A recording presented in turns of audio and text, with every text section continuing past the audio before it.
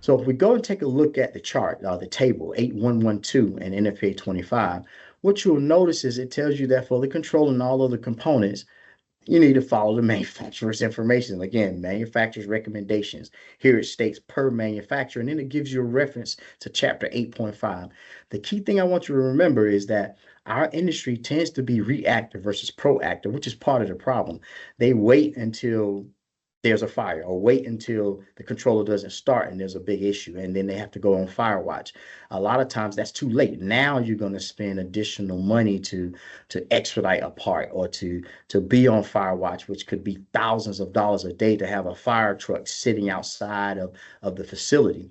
Controller manufacturers have been silent on our recommendations, but that has changed as of February of last year. So we're going to take a look at what chapter 8.5 says. Again, we see those two words there. A PM program shall be established for all components of the pump assembly with the manufacturer's recommendations.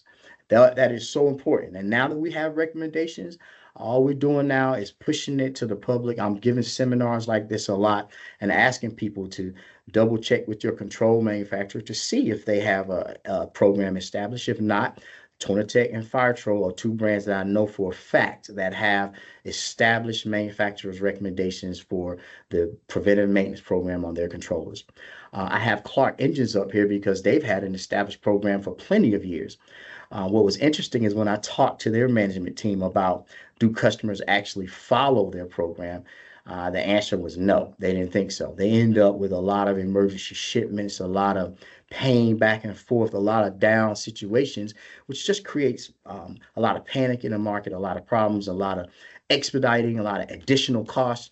This is why we want customers to be more proactive instead of reactive. If you stay on top of it and maintain that system properly, you're going to have less of these emergencies where the system is down. And if you think about it, this is an engine. It's no different than your car. You have to change the oil. You have to change out the coolant every so many years. You have to perform the maintenance that's in the manual for your car. Or guess what? One day you go to start your vehicle, it's not going to start. Or even worse, you're in the middle of traffic and the engine blows up and it just won't start again at all. You don't want that to happen with your fire pump system. Remember, we are in the business for saving lives and protecting equipment and protecting facilities if we can. That is what we do. It is the core of why we do these things and why we follow a code. NFPA 25 is no different. It's a code that we strongly urge our customers to follow. And in there, it tells you to follow the manufacturer's recommendation when it comes to preventive maintenance for the fire pump controller. So